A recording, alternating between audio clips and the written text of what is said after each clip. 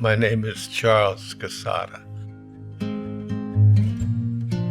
I was born in Garfield, New Jersey. Giuseppe and Mattia, that was my mother and father. They came from Italy in, I believe it was 1914. My parents did well. They worked hard, and they always had a job. As a kid, my dad had bought a piano, which was a player piano. He had gotten lots of rolls to play music on.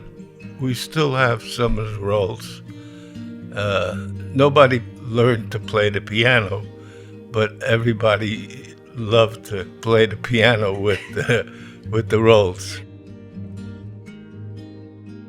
Graduated high school, 1944. My father has said, "You don't want to wait till you're drafted." He said, "Join the Navy." I wanted to get into the Navy Air Corps. They decided that I had a better experience typing, which I took for 2 years in high school. They said, report to the piers, Pier 19 in New York City. And we boarded a ship. We didn't know where we were going. We went down to Guantanamo Bay, Cuba, and that's where we got off. I ended up in communications, which was an office that we distributed secret documents for coding during the war. I was in the Navy for 2.5 years. Then the GI offered schooling, and I decided to go back to aviation at the Academy of Aeronautics. Traveled back and forth from LaGuardia to New Jersey every day. When I graduated Academy of Aeronautics, I got a job at the airport in Teterboro.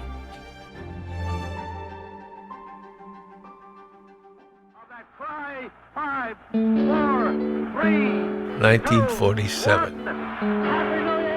New Year's Eve. I was having a party at my house. Maybe it's much too early. And I invited people, guys and girls that I knew. That's how I met Margie. What are you doing, New Year's? She was very interested in me.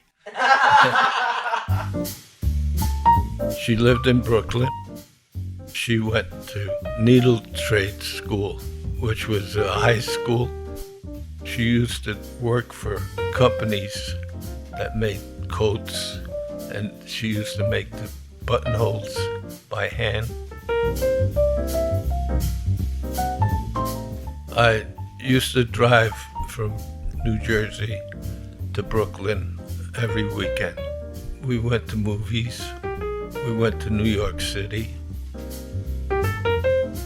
Then we got married in 1948.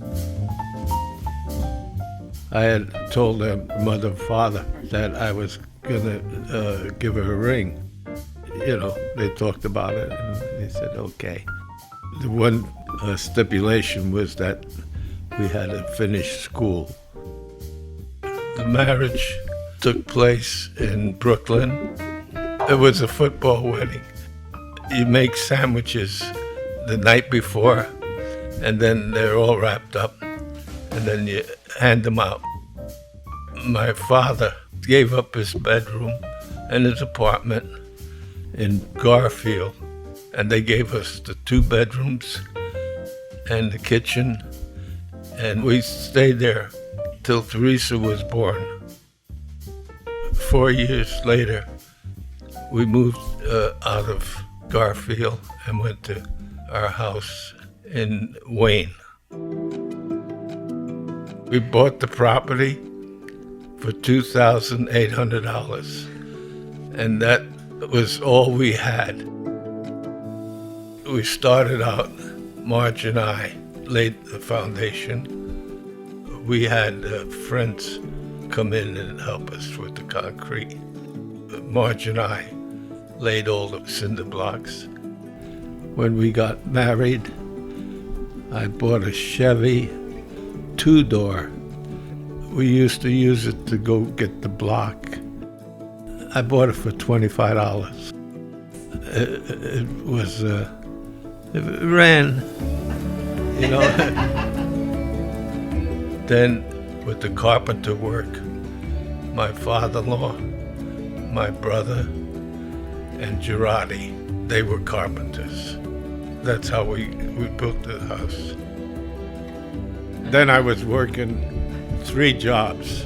I was working for my friend as an electrician. Then I was working in Wright Aeronautical.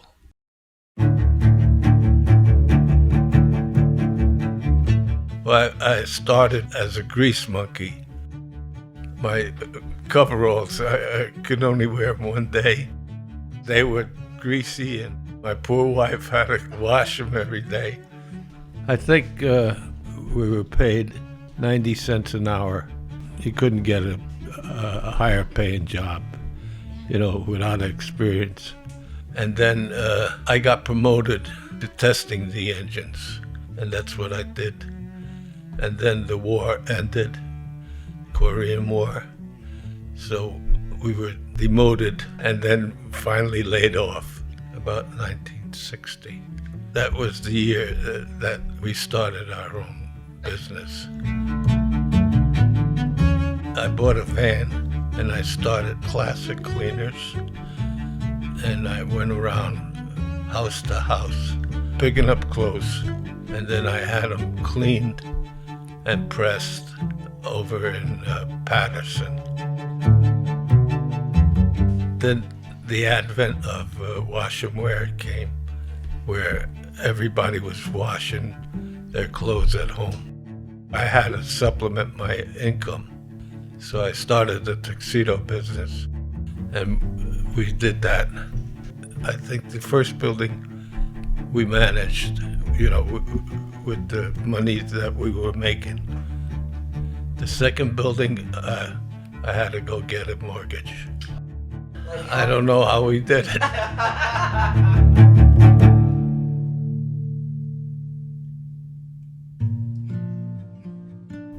What do you think was your favorite part about being a parent or a grandparent? I think it's seeing you all become grown-ups, good citizens, and achieve what you have. That's been my pleasure.